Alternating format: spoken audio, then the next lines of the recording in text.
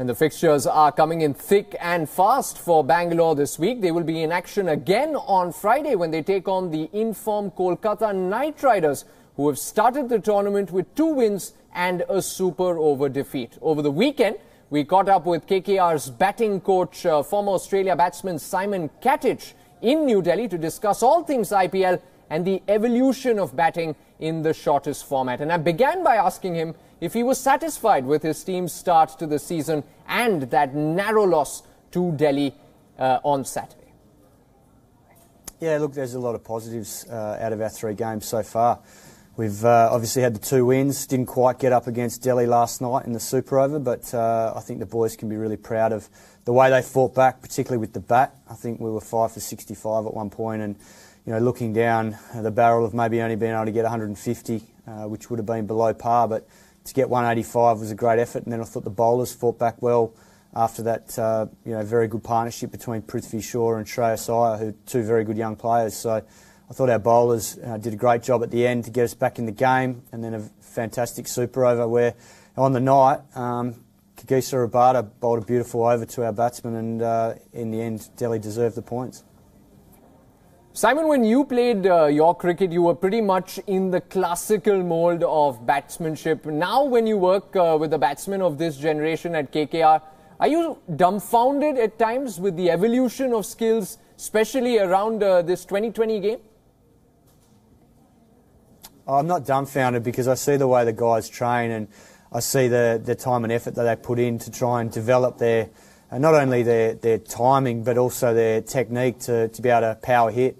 And we've obviously got some of the best in the business in our team, but we've also got a lot of very highly skilled batsmen that don't have to overhit the ball. So a lot of our guys, I think the focus is on making sure that they don't try and overhit the ball and time it, because when you do start to try and overhit it, that's when guys start to lose the basic technique of being in a powerful position to hit the ball over the rope. So that's something we do focus on with the batsmen, but a lot of them have got the natural ability that they do it of their own free will, and particularly our Indian boys, the way they play the spinners and are able to hit sixes at will when they need to, and we've seen that so far this tournament. Nitish Rana, Robin Uthappa, and even Dinesh Karthik last night.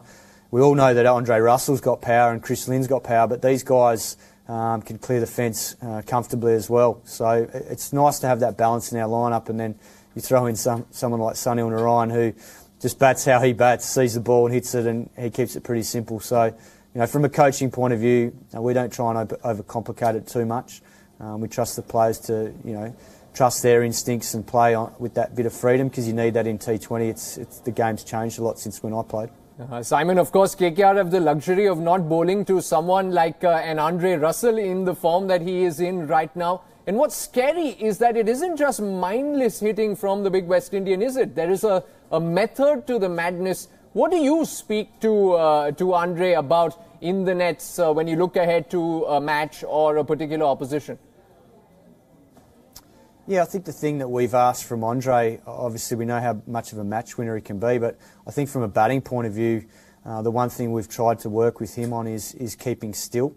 He does like to clear his front leg to generate that power at the back end of an innings when guys are starting to try and hit him on the heel or get it in the hole for the Yorkers. But what he has done so well so far in this campaign is that his front leg has stayed a lot more still, which has allowed him to have much more powerful position, particularly when teams go wider to him. So teams can't just throw the ball out wide with pace off or wide Yorkers and think that he's going to be off the wicket clearing his front leg, and now he's in a much stronger position with his feet and his hips. He's consistently hitting the ball out of the park, and I think if he can continue to do that for the series, he's going to be a very hard man to bowl to. You also mentioned Dinesh Karthik a little bit earlier, Simon, and he too is someone who has this ability to find the gaps where conventional logic would perhaps suggest that none exist. We saw him attempting a paddle sweep of Kagiso Rabada the other night. What are we seeing, Simon? Are the batsmen of today willing to take body blows now against big fast bowlers in an attempt to score quickly? Well, it comes from the practice they do. I think none of our guys would go out in a game and try and play those shots and execute them under pressure like a super over if they haven't practiced them. So it's something that the guys do a lot of drills in the nets with. They do face bowlers a lot in the nets to get themselves in the right frame of mind for a game, but what they also do is they'll go off into a side net and get balls lobbed at them or try and simulate things that they're going to try and do in a game, and that's how guys get better and evolve as players, and that's something that Dinesh does very, very well. He's a very difficult man to bowl to at the back end of an innings. He showed that yesterday in Delhi with a fantastic knock, and he hadn't had much batting so far in the tournament given the top order had batted so well in the previous games, but he was on fire yesterday and got us into a really good position. But those lap sweep shots and ramp shots that the guys play, and particularly Dinesh, that's something they practice a lot of, and they get confidence to play it in a game under pressure because they've done the work beforehand. Now, barring the initial few years, Simon, KKR have been one of the most consistent teams in the IPL, and a lot of it has to do with the core of Indian players, especially in the middle order. Already this season too, we've seen the likes of Robin Uthappa, Karthik, Nitish Rana among the runs, and that augurs very well for the campaign, doesn't it?